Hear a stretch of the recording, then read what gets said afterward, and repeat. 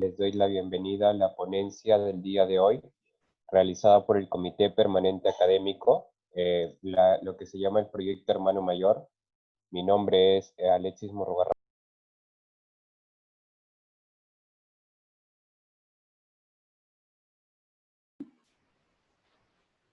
¿Se cortó tu audio, Alexis?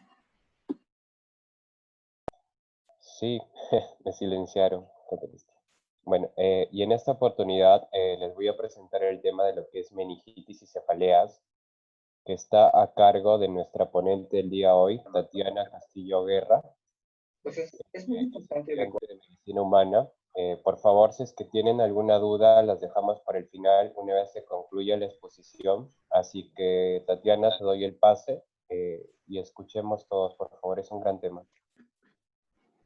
Buenas noches con todos. El tema de hoy es meningitis y cefaleas. Bueno, vamos a comenzar con la meningitis, ¿no? La meningitis viene a ser un proceso inflamatorio agudo del sistema nervioso central causado por microorganismos o de tipo aséptico que afecta las leptomeninges, ¿no? Un 80% ocurre en la infancia, especialmente en niños menores de 10 años. Las infecciones del sistema nervioso comprenden dos tipos que son la meningitis y la encefalitis. Hoy en día, una meningitis, cuando también hay daño en el parénquima cerebral, se le va a denominar lo que son la meningoencefalitis. Hoy en día ya no se usa ni meningitis ni encefalitis porque a la larga este síndrome se convierte en una meningoencefalitis, ¿no? Que viene a ser una enfermedad que recubre tanto meningitis como encefalitis, que la meningitis va a ser una inflamación de la meninges y la encefalitis una infección del parénquima cerebral. Es bueno saber sobre lo que comprenden las meninges, ¿no? Las meninges el sistema nervioso central está recubierto por 3 membranas de tejido conjuntivo que vienen a ser la dura madre, la aracnoides y la pía madre. La dura madre es la lámina más externa, la pía madre está bajo la dura madre y la pía madre sobre la superficie del sistema nervioso central. Entonces, tanto la dura madre como la aracnoides vienen a ser las paquimeninges. Tenemos que la etiología de la meningitis puede ser tanto infecciosas como no infecciosas. Con respecto a las infecciosas, tenemos de causa bacteriana, donde está Streptococcus pneumoniae, Neisseria meningitidis, Haemophilus influenza, Listeria monocitógenos y Streptococcus epidermidis, ¿no? De etiología viral tenemos el virus de la cariomeningitis linfocitaria, el virus del VIH, adenovirus, para influenza tipo 2 y tipo 3, influenza y el virus del sarampión. También hay espiroquetas, ricketsias y protozoarios. En los hongos tenemos el Cryptococcus y el coccidioides. De causa no infecciosa tenemos los tumores intracranianos, los quistes intracranianos, los antibióticos, como tenemos la penicilina, la ciprofloxacino. En AINES tenemos lo que es ibuprofeno, naproxeno. Otros medicamentos tenemos la azatioprina, carbamazepina, inmunoglobulina, ranitidina, ¿no? También tenemos cuando hay en caso de una cirugía del sistema nervioso central, también puede ser en caso de una anestesia epidural o subdural o enfermedades sistémicas como el lupus. También se le puede clasificar de sus agentes etiológicos bacterianos según la edad, ¿no? Tenemos que en los neonatos menores de 1 mes, quien lidera la lista de patógenos van a ser el Streptococcus galactiae, Escherichia coli y Listeria monocitógenes. En niños de 1 mes a 5 años cambia, ya no es Streptococcus galactiae, sino es Neisseria meningitidis, siguiendo con Streptococcus pneumoniae y finalmente Haemophilus influenza tipo B. Desde los 5 a los 19 años tenemos el patógeno que lidera es Neisseria meningitidis.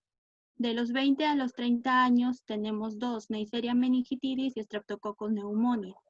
De los 31 a los 50 años tenemos Streptococcus pneumoniae y luego Neisseria meningitidis. Mayor a 50 años e inmunodeprimidos tenemos a Listeria monocytogenes, Neisseria meningitidis y Bacillus gram negativos. También existe una meningitis de tipo nosocomial que se da por bacterias gram negativos o Staphylococcus de coagulasa negativa. Acá en este cuadro le he puesto porque también hay con respecto a la etiología, con respecto a la fractura de cráneo, ¿no? En caso de fractura de cráneo, el patógeno dominante es Streptococcus pneumoniae, sigue Haemophilus influenza, Streptococcus beta hemolítico del grupo A. También en un traumatismo de cráneo post-neurocirugía tenemos Staphylococcus aureus, Staphylococcus epidermis, Bacillus aerobius gram negativo, incluyendo lo que es Proteus aeruginosa, ¿no? Y de derivación de líquido cefalorraquídeo tenemos Streptococcus aureus, Streptococcus epidermis, Bacillus aerobius gram negativos y Propionibacterium agnes. En la etiopatogenia he tomado lo que es el más común, que es la Neisseria meningitidis. Esta va a iniciar su ingreso a través de la nasofaringe, ¿no? Adhiriéndose al epitelio de la nasofaringe a través de las fimbrias que presenta la bacteria, lo cual permite la movilidad bacteriana a través del moco epitelial. Va a atravesar las células mucosas de la nasofaringe por endocitosis, transportadas a través de vacuolas, llegando así al torrente sanguíneo. A partir de aquí, esta va a sobrevivir en el espacio intravascular debido a las propiedades que presenta su cápsula. Que presenta lipooligopolisacáridos y proteínas, que son la NSPA y la OPC, ¿no? Entonces, esta resistencia a la actividad bacteriana mediada por el complemento va a inhibir a la fagocitosis, inhiben fagocitosis llegando así finalmente al sistema nervioso central. En su fisiopatología tenemos que una vez que ya llega al sistema nervioso central va a haber una invasión y multiplicación bacteriana vírica, porque también puede ser de causa vírica en el espacio supraepitelial.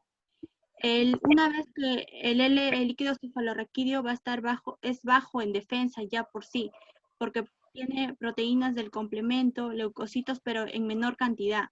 Entonces va a producir, al llegar al líquido cefalorraquídeo va a haber una inflamación meningea, ¿no? Va a haber liberación de citocinas, factor de necrosis tumoral alfa y pirógenos exógenos, los cuales van a afectar a las neuronas termorreguladoras del hipotálamo, produciendo la fiebre y los escalofríos. Va a haber también un daño focal a nivel del sistema nervioso, lo que va a producir una hemiparesia y una hipertonía.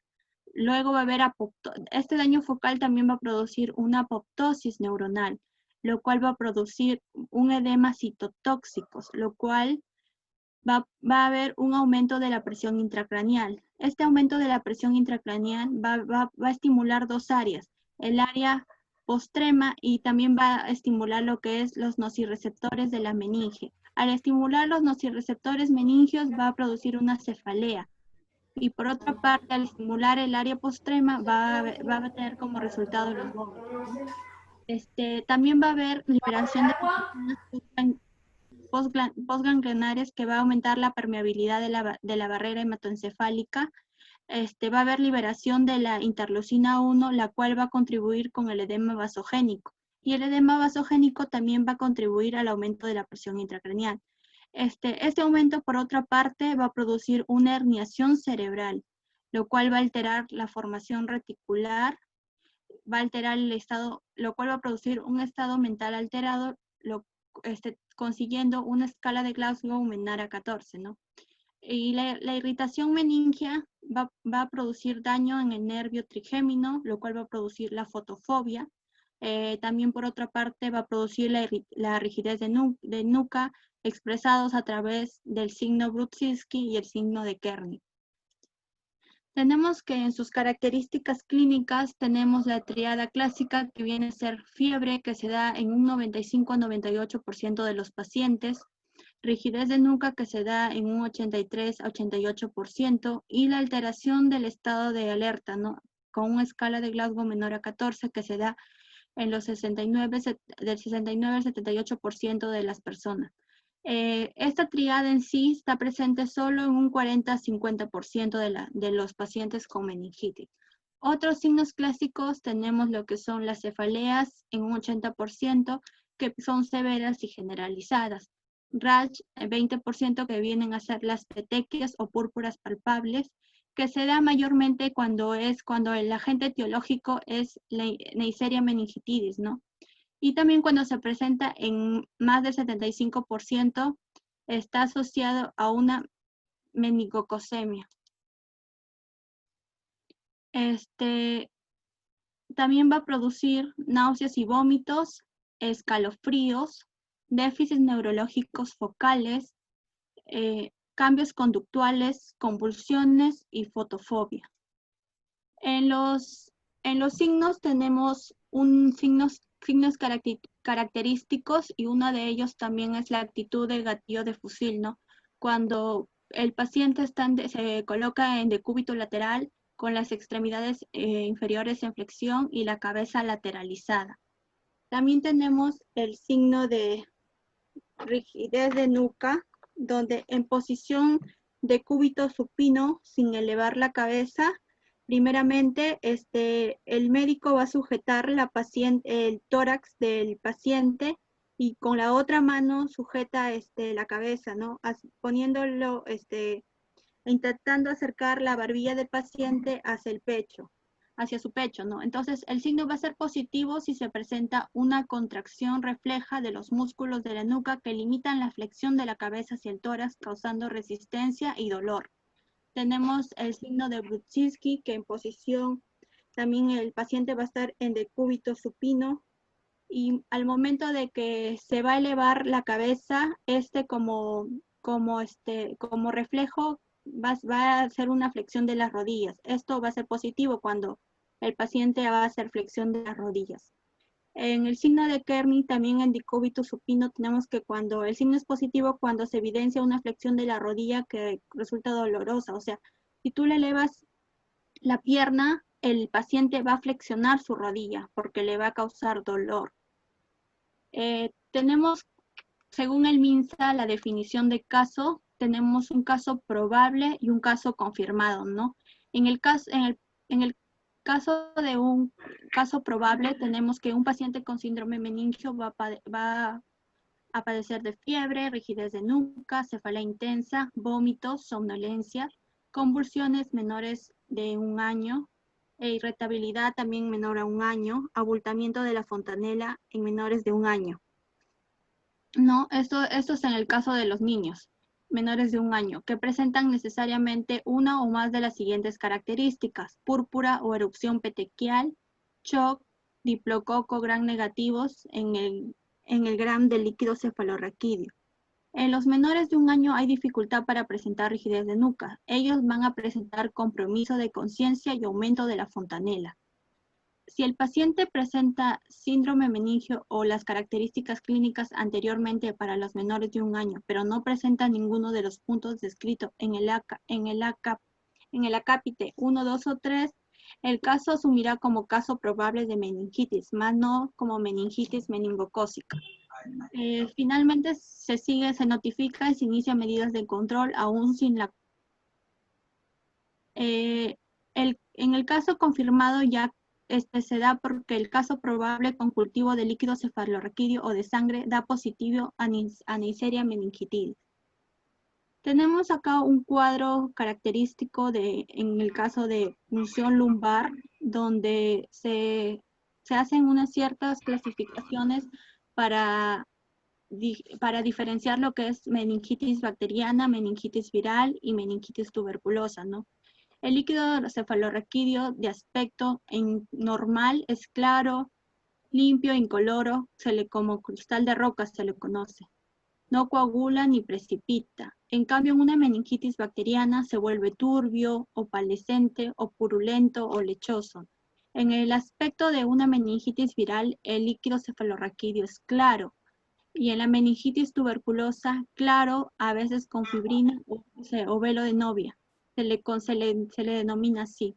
En el caso de las proteínas, en el líquido cefalorraquídeo, cuando está normal va de 10 a 45 miligramos por decilitro, que la albúmina es de 10 a 30 formando un 80% y la globulina de 5 a 15 miligramos por decilitro conformando el 20% del componente de proteína. Cuando hay una meningitis bacteriana, las proteínas aumentan de 100 a 10.000. En una meningitis viral de 50 a 200 y en una meningitis tuberculosa de 50 a 2.000.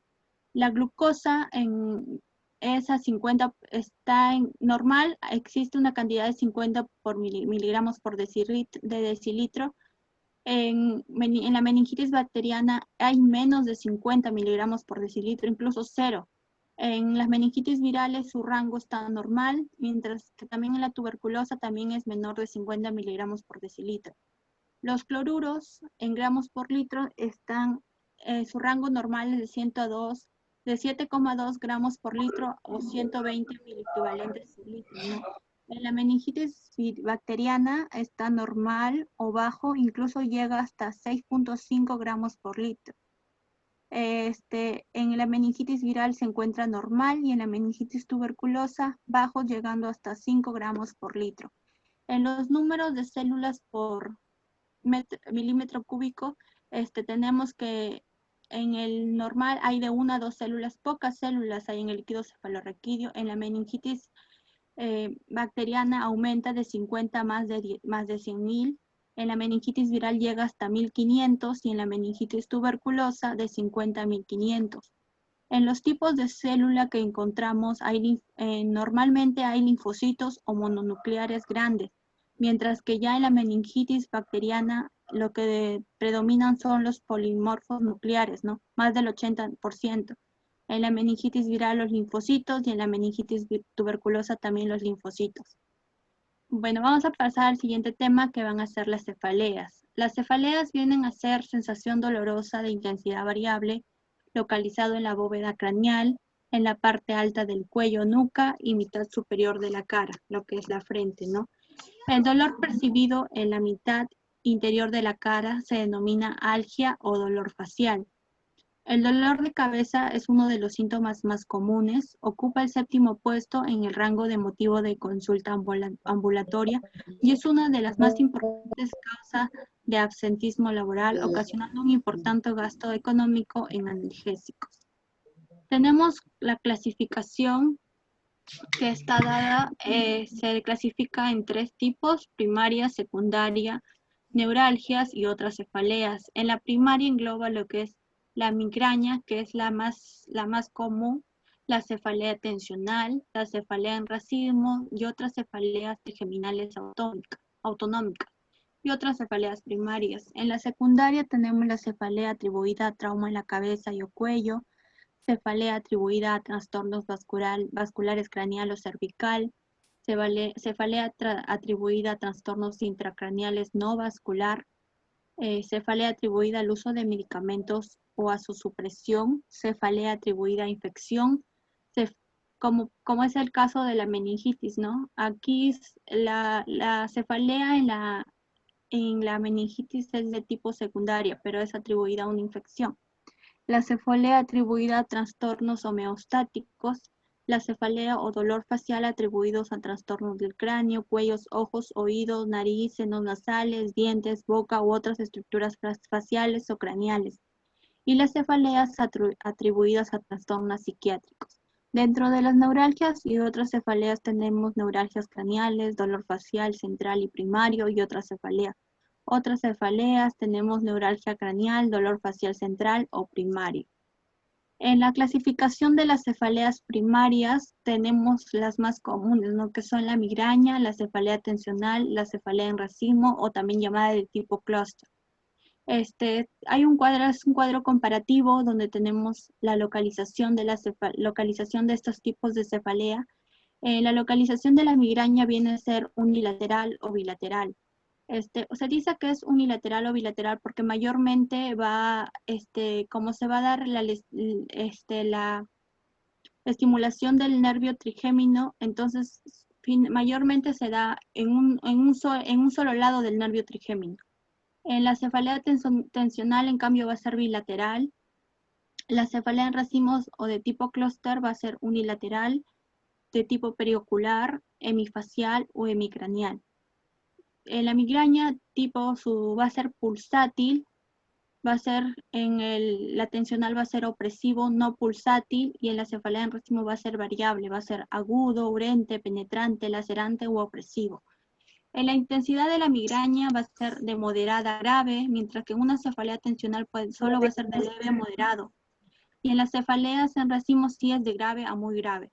En la relación con la actividad tenemos que en la migraña, por ejemplo, cuando haces ejercicios se agrava la migraña. En la cefalea tensional es no agravado y en la cefalea en racimo va a producir una inquietud o agitación. Otros síntomas tenemos que en la migraña se va a ver lo que es el aura, fotofobia, fonofobia, náuseas y vómitos, ¿no? Y en la cefalea tensional ninguno de esos síntomas. Va a haber en la cefalea en racimo va a haber inyección conjuntival, lacrimeo, miosis, tosis congestional nasal, rinorrea y sudoración. En la duración de la migraña va a presentarse de 4 a 72 horas, mientras que la cefalea tensional va a ser variable, mayor o igual a 30 minutos. La cefalea en racimos de 15 a 180 minutos. La frecuencia con la que se va a dar va a depender, ¿no?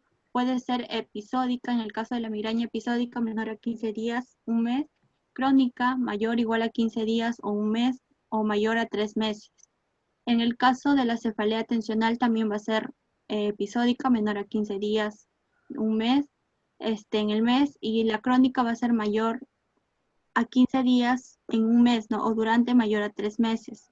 En racimos, cefalea en racimos va a ser una vez episódica, una vez cada 48 horas o 8 veces al día, con remisión mayor a un mes.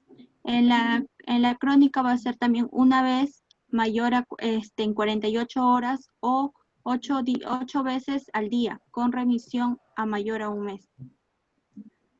Aquí también tenemos un cuadro donde se diferencian los tipos de cefalea.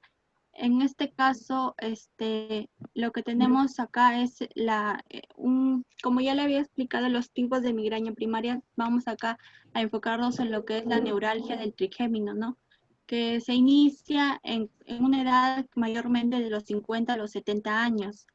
Va a durar segundos, ocurre en descargas, va a ser con una frecuencia paroxística, su intensidad suele ser aguda, cualidad como se va a producir como una descarga eléctrica y se va a producir tanto en hombres como en mujeres, ¿no? En igual proporción.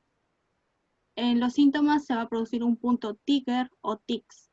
En la arteritis de la temporal se va a dar mayormente en las personas mayores a 55 años. Su localización va a ser temporal o en cualquier región, va a ser intermitente o luego continua. En su frecuencia si es continua, en la intensidad es variable, su cualidad es variable y se va a dar en el sexo tanto en hombres como mujeres. Sus síntomas van a ser arterias doloridas, polimialgia reumática. En el hemicraneal con tipo hemicraneal continuo también se va a dar en personas entre el lapso entre las personas de 11 a 58 años, va a ser de localización unilateral en un solo lado de la cara. Va a durar todo el día con exacerbaciones. Su frecuencia va a ser diaria o constante, va a ser de intensidad moderada, va a ser de tipo de dolor moderado y punzante. Mayormente se da en mujeres que en hombres. Sus síntomas va a ser fotofobia, lagrimeo, congestión social. En la hemicraneal paroxística crónica, inicio en el adulto, cualquier edad, pero cuando comprende lo que son los adultos.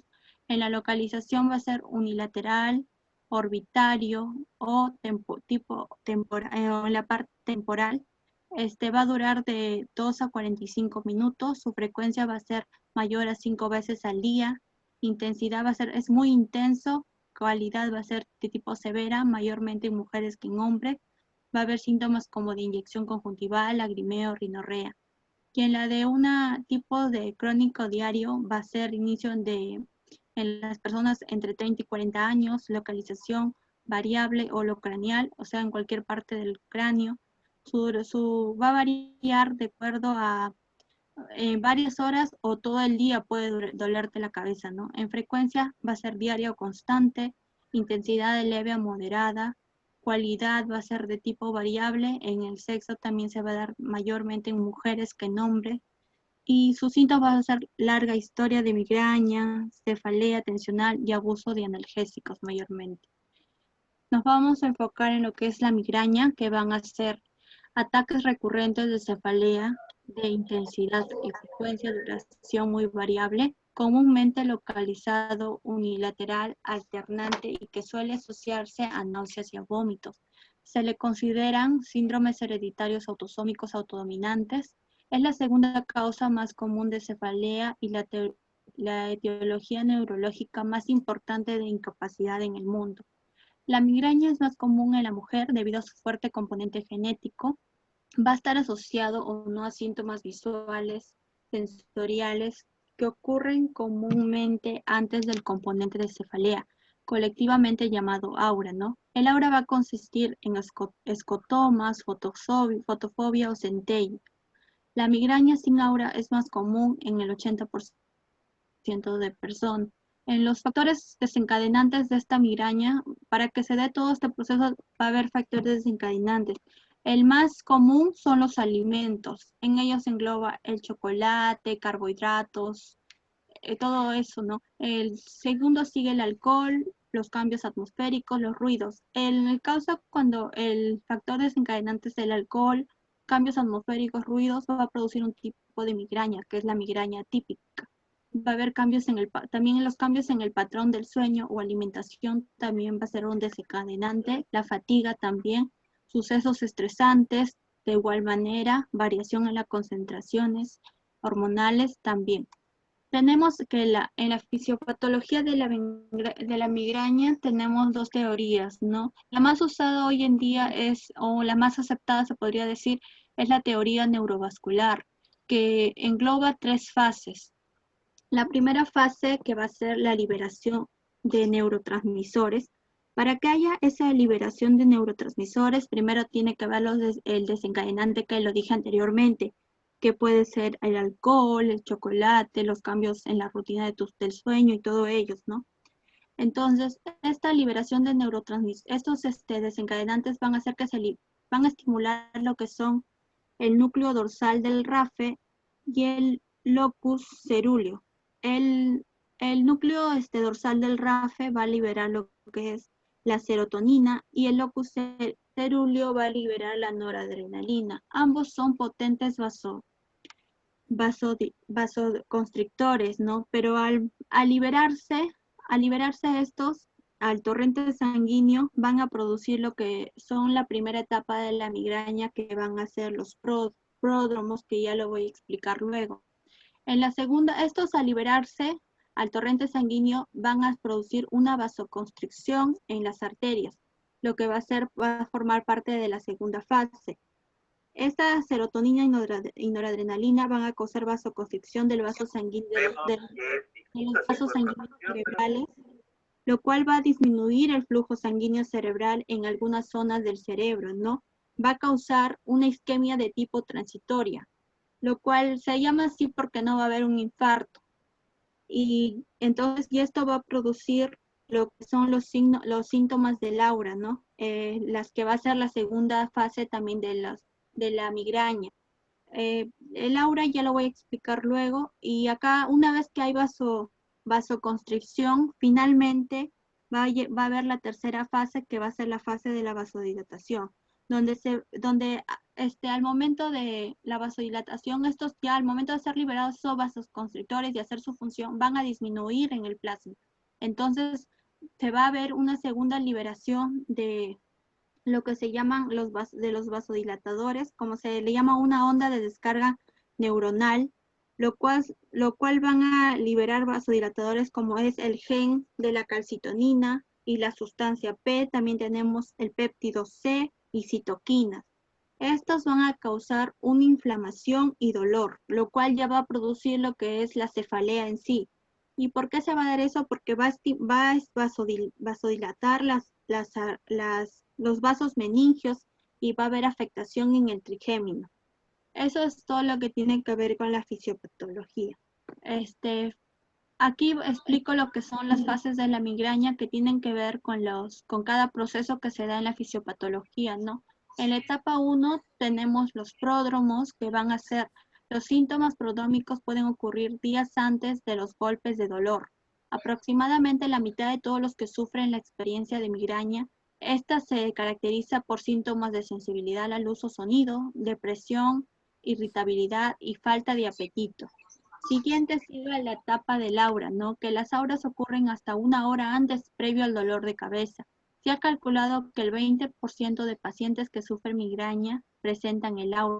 Se caracteriza por percepciones visuales que incluyen lo que son los destellos luminosos, los patrones geométricos que oscurecen la visión o pérdida temporal de la mitad del campo visual. En la etapa 3 ya entramos a lo que es la cefalea en sí, ¿no? Que es el dolor de cabeza, en sí, que puede ser de moderado a severo durante hasta 3 días. La migraña puede empezar en cualquiera de los 2 lados de la cabeza o en ambos lados. Otros síntomas pueden incluir lo que es la intolerancia a la luz o al sonido, náuseas y vómitos, sensibilidad al movimiento o dificultad para hablar.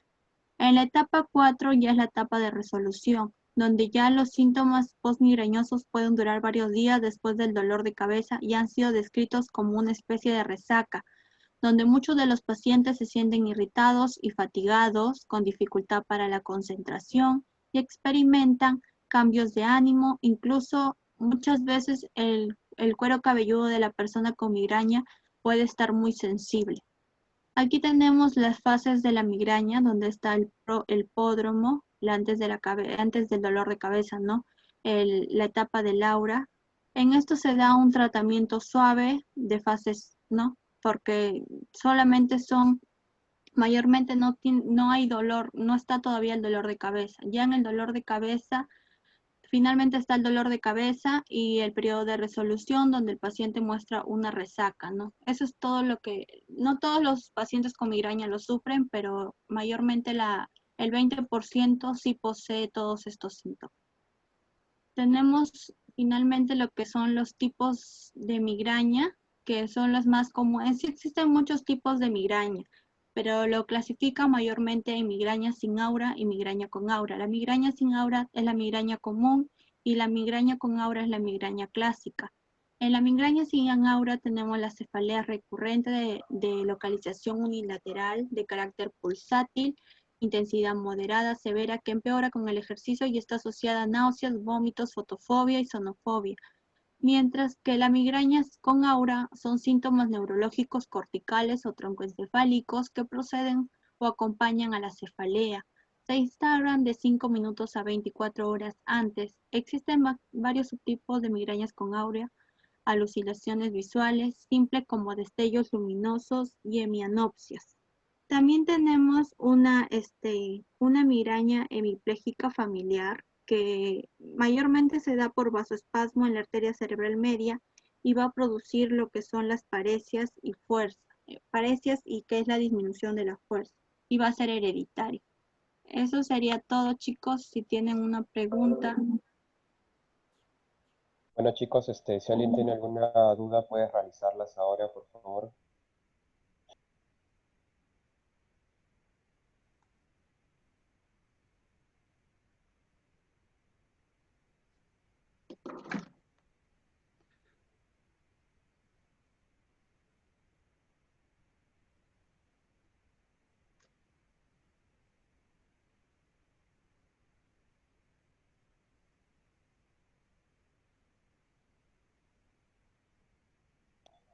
A ver, Tatiana, nos han escrito algunas preguntas. Si cefalea en racimos tiene otro nombre. Es la cefalea en racimo o de tipo clúster, ¿no? Que se da porque mayormente ocurre en patrones, dice, y es un tipo, por eso se le denomina tipo clúster, porque ocurre como brotes de ataque.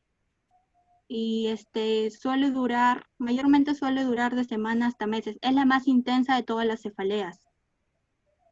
O también, como dices, se puede llamar clúster o en salvas. Aquí le ha contestado un chico, Brian Andrés, que también se le denomina en clúster o en salvas. Se le denomina más que todo por la forma como aparece, que es como una especie de brotes. Sí, perfecto. A ver, ¿qué más nos han escrito por acá? ¿Cuál es el tratamiento ideal para la cefalea en racimos? Lo primero que se le da a una cefalea en racimo es la oxigenoterapia, dice. Eso se le da, y analgésicos de apoyo. Pero lo que sí se le recomienda es oxigenoterapia y luego unos analgésicos para disminuir el dolor. Claro, chicos, o sea, lo que en realidad se recomienda, como mencionó Tatiana, es el oxígeno al 100% con una tasa de flujo de al menos 12 litros por minuto, con mascarilla con reservorio.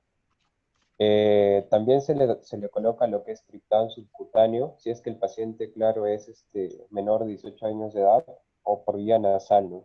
Lo que no se recomienda en este tipo de migrañas es la administración de paracetamol, quizás, AINES, opioides o derivados de lo que es el ergodoc o triptanes orales.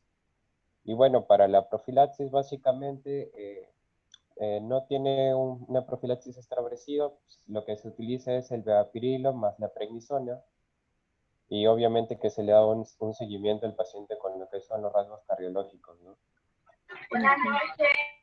A ver, A ver, dice, ¿qué ¿cuánto es? efectos adversos puede tener el excesivo consumo de cofargot para la migraña? ¿Marcó? Sí, me parece que te están preguntando por La Cafergot el es cofargot. por la Ergonex. Sí, así es. Es una ergotamina, es una sustancia activa del cafergot, me parece que es. Lo que pasa es que este tipo de medicamentos está indicado para lo que son ataques agudos de migraña, ¿vale? O sea, no estaba indicado como para un uso crónico o un uso sugestivo, ¿no? A algunos pacientes que sufren migrañas muy fuertes se les indica este tipo de tratamientos y básicamente lo que va a producir es los vasoespasmos, ¿no? Las contracciones de las arterias y pueden darnos lugares a trastornos cerebrales o cardíacos, ¿no? Y también, por ejemplo, tras tratamientos prolongados con este medicamento puede haber alteraciones de la pleura, si no me equivoco, también del peritoneo, y raramente también se han observado alteraciones con respecto a las válvulas cardíacas. Ese es el problema con este tipo de tratamiento. Acá te preguntan sobre el tratamiento para la migraña, ¿en qué consiste? Y el tratamiento de la migraña va a consistir, depende si la migraña va a ser aguda o va a ser crónica. En el caso de un tratamiento para la migraña aguda, lo más ideal son los AINES, ¿no? Como la aspirina, todo eso. También se le da paracetamol, ibuprofeno. Y en el caso de que una migraña sea crónica, se le recomienda el tratamiento profiláctico, que va a ser a causa de beta bloqueadores, antidepresivos triacíclicos, antagonistas del calcio, antiepilépticos incluso. Eso se le da depende de qué tipo sea, si es migraña episódicos agudos o migraña crónica. Sí, chicos, así se trata lo que es la migraña, ¿no? Aquí te preguntan, ¿cuándo dices que una migraña es crónica? Es porque cuando va a durar, su tiempo de duración es mayor, de los episodios es mayor a 3 meses, de 2 a 3 veces, 2 a 3 meses, superior a ese tiempo. Por eso se le denomina migraña crónica. Sí, claro, o sea, la migraña crónica más que todo son los episodios recurrentes que se completan en el menor tiempo. Como dice Tatiana, de 2 a 3 meses, cuando ya se repiten 8 veces cada mes la crisis, ya es considerada una migraña crónica. Sí. No sé si podamos hacer esto, nos dicen que si podamos repetir la teoría más aceptada de migraña. Ah, ya. Sí, no hay problema. Supongo que sí, ¿no? Sí, por aquí está la diapositiva. A ver, aquí. Básicamente es la neurovascular, ¿no? Como su nombre mismo lo dice, neurovascular porque va a haber liberación de neurotransmisores y vascular porque van a participar las arterias cerebrales. Entonces va a concluir a tener tres fases que se inicia por la liberación de neurotransmisores, pero para que haya esa liberación de neurotransmisores tienen que haber desencadenantes. Eso ya va a depende del paciente, porque en muchos casos, por ejemplo, la persona puede comer chocolate y no necesariamente le va a producir la migraña. Eso ya depende de la persona. Puede ser hay muchos desencadenantes, como les había explicado, que puede ser el alcohol, también los patrones de sueño, todo eso. Entonces se va a liberar, la liberación de neurotransmisores va a partir de los núcleos, que van a ser el núcleo dorsal del RAFE y el núcleo locus cerúleo, ¿no? El del núcleo dorsal del RAFE va a liberar serotonina, mientras que el locus cerúleo va a noradrenalina. Ambos son potentes vasoconstrictores. Estos al liberarse van a causar vasoconstricción de las arterias, de lo que son va con vasoconstricción de las arterias cerebrales, ¿no? Una vez que hay esa vasoconstricción, siguiendo a esto, va a haber una vasoconstricción, lo cual va a disminuir el flujo sanguíneo cerebral en las zonas del cerebro y va a causar una isquemia transitoria, pero no va a haber infarto. Entonces, como no va a llegar oxígeno, ahí mismo al mismo tiempo va a haber también, cuando ya hace esto, va a disminuir estos neurotransmisores en el plasma, y lo cual va a haber una ola de descarga neuronal, pero ya no de neurotransmisores vasoconstrictores, sino vasodilatadores, como son el gen de la calcitonina, la sustancia P, el péptido C y citoquinas, lo cual van a producir una vasodilatación de las arterias cerebrales, lo cual van a producir también inflamación y dolor, y lo cual se va a producir las cefaleas, ¿no? Y ya una vez que se produce la cefalea, porque va a haber una vasodilatación de los vasos meningios del trigémino. Bueno, eso sería la explicación de lo que es la fisiopatología de la migraña, ya porque ya ahí ya va a dar el dolor. Y por eso mismo se dice que es unilateral, porque como sabemos hay el nervio trigémino tenemos a ambos lados, entonces, pero solo afecta a un solo lado mayormente. ¿Sí? ¿Entendieron? Sí, genial. Gracias, Tatiana. Nos preguntan también qué maniobra nos aconsejas para la detención de meningitis. Mayormente se dice que la punción lumbar es la de elección, ¿no? Pero está contraindicado en caso de que haya que haya una hipertensión endocraniana. Por eso se recomienda antes de eso hacer un TAC, una tomografía, para ver si en caso haya hipertensión endocraniana. Ya, también nos preguntan qué analgésico es ideal y cuál está contraindicado o menos recomendado. El que más se le da son todos en el caso de analgésicos, se le dan AINES, pues, la aspirina mayormente se le da. Claro, o sea, lo ideal es, en el caso de analgésicos, el ácido acetilsalicílico, ¿no? Después tienen varios como el naproxeno, el ibuprofeno, el diclofenaco. Ajá, todos los que son los AINES, también se le puede dar incluso un paracetamol, pero ya eso depende también cómo es cuando la migraña sea reciente o ya en caso de severa, ¿no? Sí, exacto. Y bueno, las contraindicaciones, más que están asociadas a lo que son los AINES, es básicamente de acuerdo a las enfermedades con que el paciente nos llegue, ¿no? De repente si tiene úlcera gastrointestinal, de repente si tiene hepatopatía, nefratopatía, o de quizás el paciente es alérgico al ácido acetilsalicílico, ¿no? Y siempre vamos a encontrar los efectos secundarios por el uso crónico, como es la disfunción gastrointestinal, la nefropatía y la hepatopatía, ¿no? Entonces hay que tener cuidado con ese tipo de cositas, chicos.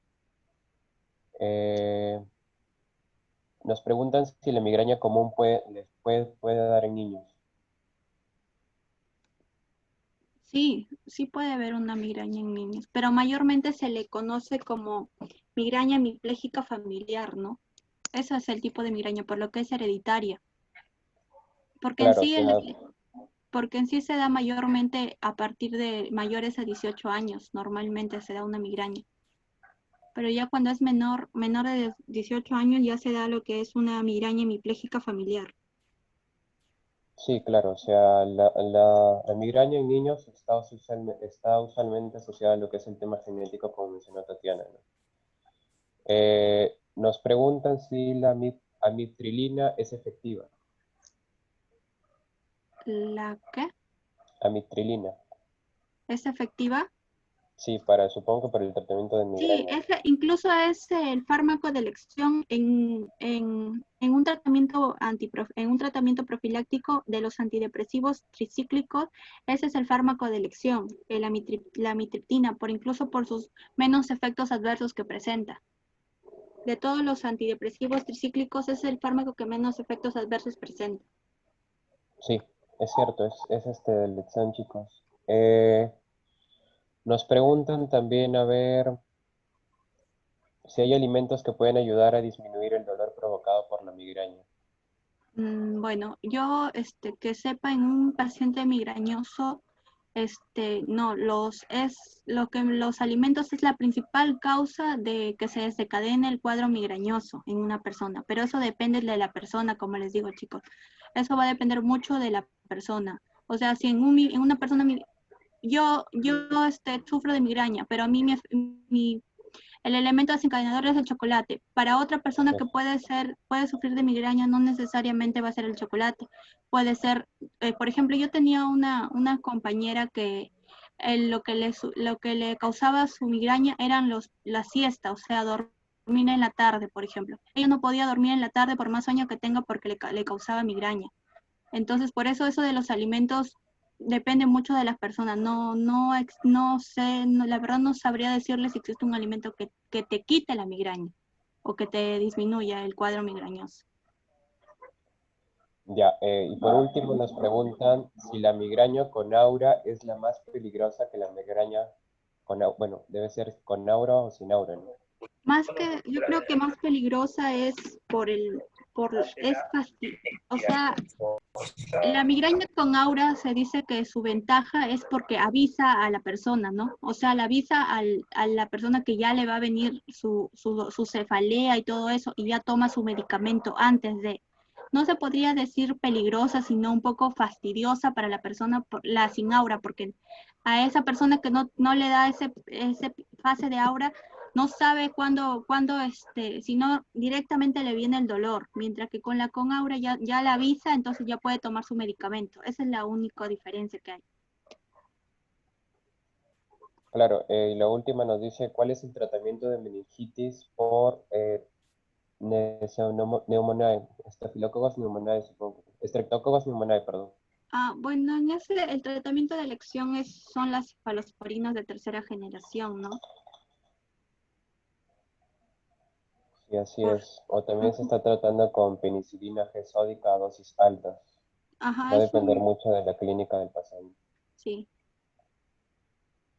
Bueno, Tatiana, esas son todas las preguntas que nos han llegado. Quería felicitarte por la excelente exposición y hacerles recordar a todos los que están presentes que vamos a estar realizando constantemente diferentes exposiciones y que estén atentos a las redes sociales. Muchas gracias, chicos. Gracias, chicos. Hasta luego. Gracias, chicos.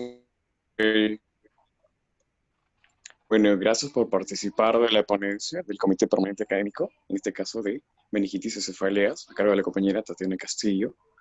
Bien, para el test, ahora se le va a enviar un link por el chat donde van a poder acceder.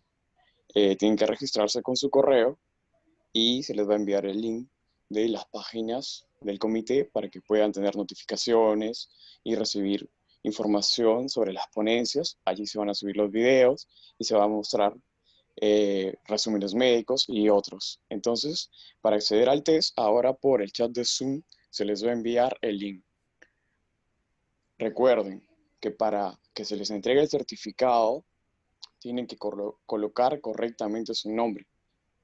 La inicial solamente la inicial con mayúscula, ¿sí? La inicial con mayúscula y debe estar colocada correctamente. Si ustedes aprueban y no han colocado su nombre correctamente, no se les va a otorgar el certificado.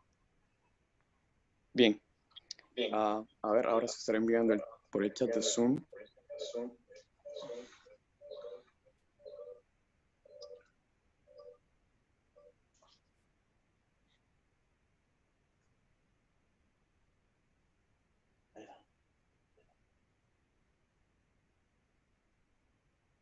Dale, palabras.